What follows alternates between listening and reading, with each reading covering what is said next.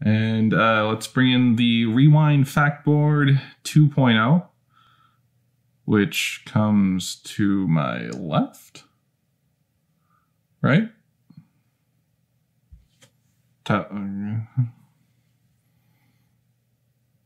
No, there you are. Okay, hi.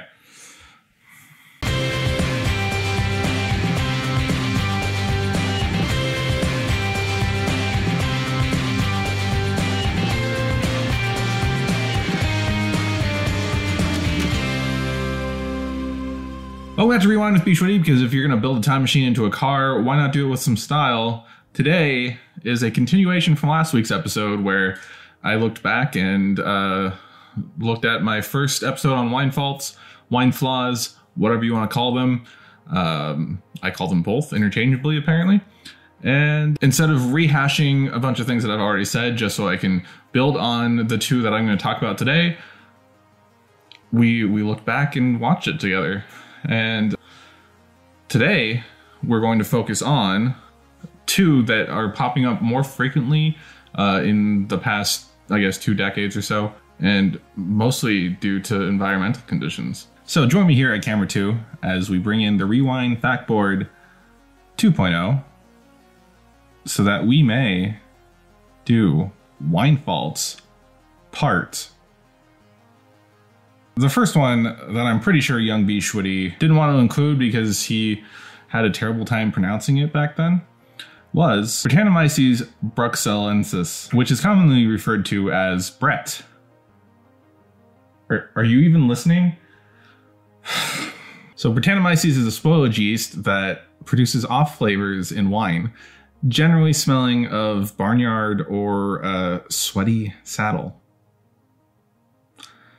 The spoilage yeast creates 4 potential byproducts that ruin the aroma and flavor of wine. Most prominent are the volatile phenols that produce that barnyard taste, which is attributed to 4-ethylphenol and 4-ethyl glycol for you OChem nerds out there.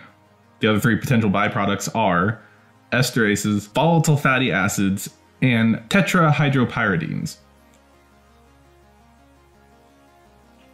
Since Brettanomyces is both aerobic and anaerobic, it is capable of surviving in a lot of conditions and produces those byproducts with minimal residual sugar and oxygen requirements. But the more there is, the better it thrives.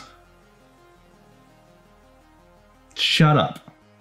While some people are overly sensitive to Brett, like cork taint, some winemakers disregard these people and insist that at low levels, Brettanomyces adds a lovely unique quality to red wines, and usually cite certain Belgian-style beers that utilize this yeast strain in their brewing process. Much like wild yeast, once Brettanomyces has made its way into a cellar, it is very hard to get rid of. Rigorous sterilization and good cleaning practices help to keep it at bay, as well as adequate sulfur dioxide levels in the wine. Well then, you're used to terrible, funky, off-characteristic varietal wines to begin with, and most likely have already consumed this fault. Speaking of which, this whole wine fault second part came about because I was reading some comment on Gawker about smoke taint ruining 2020 wines because all of California wine is just Napa and Sonoma to these simplistic bloggers. And that commenter had said that they were in Napa after a fire season in the early 2000s and got a case of white wine that they had tasted that tasted like smoke taint. And they really enjoyed it. No, we don't shame people for their wine choices. It's not our style here. Right, unless they don't know that natural wines are just a pretentious buzzword that doesn't really differ from your average boutique winery and describes most wineries' winemaking processes that aren't mass manufactured, except for they probably inoculate with yeast, so the wine gets dry instead of sickly sweet, and they save it from spoiling if the SO2 levels get too low while aging. But regardless, there's SO2 in the wine either way. All right, we were talking about the lady who enjoyed the smoke-tainted white wine from Napa. If the wine tastes good to you, then buy a case. rock on. Either way, smoke taint is a wine fault that has become more common as global warming has caused environmental changes and an annual brush fire season here in California. Shut up. Smoke taint seeps into the vines and the grapes most efficiently during veraison and onwards, and produces a number of phenols that give flavors and aromas ranging from leather to smoky barbecue. And, ashtray. These phenols develop further as the wine ferments and ages, sometimes not being fully perceptible until after maturation or even bottling. Now, let me just be straight with you. The one time that I got to taste some really, really overly smoke-tainted wine, it tasted like an ashtray. Like someone was smoking menthols, and then they took the tray of ash and put it into my glass, and then poured like a drop of red wine over it. As of my current knowledge, there's no way to bring smoke-tainted wine back from the brink, although I remember hearing that some labs were working on ways to prevent the smoke taint from forming the foul phenols before the fermentation begins. Right, you are.